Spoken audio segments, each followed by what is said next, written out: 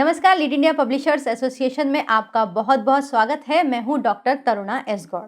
सवाल आपके सेशन में आज हम जो सवाल ले रहे हैं वो है अब्दुल जावेद जी का। इन्होंने दो सेक्शन पूछे हैं, एक है 505 एंड 506। इन्होंने पूछा है ये धाराएं क्या है। ये आज मैं इसके बारे में आपको बताऊं उससे पहले ये बता देती हूँ कि ये दोनों कहीं ना कहीं थोड़ा बहुत पत्रकारिता से रिलेटेड हैं। वो कैसे, वो आप इनको सुन के समझ पाएंगे। आइए शुरू करते हैं।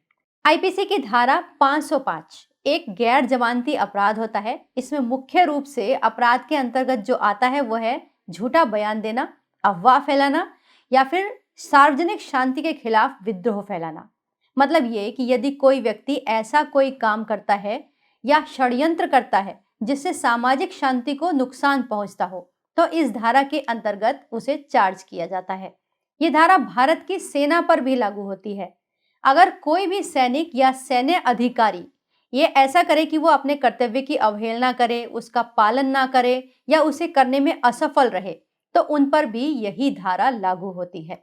इसे थोड़ा और कानूनी भाषा में समझें तो झूठा बयान देना, अफवाह आदि, सार्वजनिक शांति के खिलाफ विद्रोह करना, विभिन्न वर्गों के बीच शत्रुता, घृणा या दुर्भावना पैदा करने के इरादे से झूठा बयान या अफवाह फैलाना या उसमें शामिल होना, ये सब इन्होंने इसके अंतर्गत रखे हैं।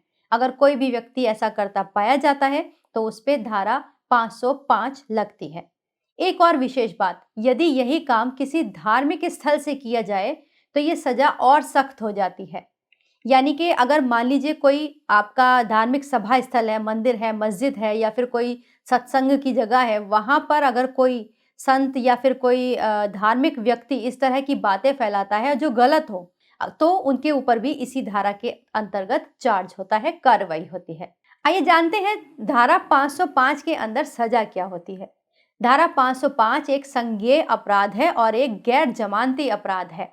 आईपीसी की धारा 505 के मामले को कोर्ट में किसी भी मजिस्ट्रेट के सामने पेश किया जा सकता है, वही इसमें सजा का निर्धारण करते हैं।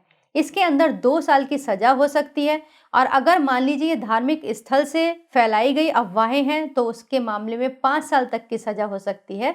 साथ ही इन दोनों ही बातों में जुर्माना भी हो सकता है या फिर सजा और जुर्माना दोनों ही हो सकती हैं। आइए अब जानते हैं धारा 506 क्या होती है। आईपीसी की धारा 506 के अंदर होता है किसी व्यक्ति को आपराधिक धमकी देना। यदि कोई किसी व्यक्ति को धमकाता है, जैसे किसी को जान से मार देने, जला देने या उसकी संपत्ति को नुकसान पहुंचाने की धमकी देता है और अपनी बात को जोर जबरदस्ती मनवाने के लिए किसी को धमकाता है तो ये इसी श्रेणी के अंदर अपराध माना जाता है। धमकी के अलावा अगर कोई व्यक्ति किसी महिला के मान मर्दन यानी उसकी इज्जत के खिलाफ धमकी देता है, उसे रेप करने की धमकी देता है या उसके चरित्र पर किसी प्रकार का लांछन लगाता है तो ऐसे व्यक्ति के ऊपर भी आईपीसी की धारा 506 के तहत क्रिमिनल केस चलता है। यदि पीड़ित व्यक्ति यह साबित करने में सफल हो जाता है कि उसे आपराधिक या प्राणघातक धमकी दी जा रही है तो उसे गवाहों की भी जरूरत नहीं होती, क्योंकि इसमें इरादतन जान से मारने की धमकी दी जा रही होती है। आइए बात करते हैं सजा की। तो इसके अंदर जो सजा है वो 2 वर्ष की सजा है या फिर आर्थिक दंड है या फिर दोनों ही दिए जा सकते हैं। ये एक जमानती यानी गैर संज्ञेय अपराध है। लेकिन हाँ, यदि धमकी मृत्यु या गंभीर चोट पहुंचाने के लिए दी जा रही हो तो इसमें कारावास की अवधि बहुत ज्यादा हो जाती है, 7 वर्ष तक हो जाती है और आर्थिक दंड भी इसमें साथ में दिया जा सकता है। तो ये जो थी 2 धाराएं थी, 505 और 506। पहली जो थी वो सांप्रदायिकता के खिलाफ थी। जो अफवाहें हैं जो आजकल आप देखते होंगे खूब व्हाट्सएप पे लोग फैलाते हैं या फिर धार्मिक स्थलों से कुछ लोग फैला सकते हैं, तो ये जो थी वो 505 के अंदर आएगी। और जो दूसरी थी वो थी धमकी देने के संबंध में और जान से मार देने के संबंध में या रेप आदि करने के संबंध में।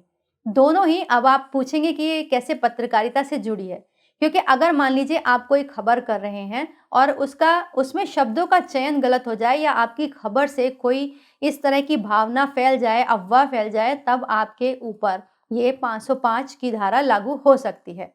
तो जब आप पब्लिक प्रोफेशन में होते हैं जहाँ से आपकी बात जो है बहुत सारे लोगों को प्रभावित कर रही होती है, तो हमें बहुत सोच समझकर कहना, सुनना और बोलना चाहिए।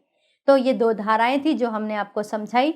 अगर आपको और भी कोई ऐसे क्वेश्चन हो तो आप हमसे सवाल कर सकते हैं। वीडियो देखने के लिए बहुत बहुत धन्यवाद।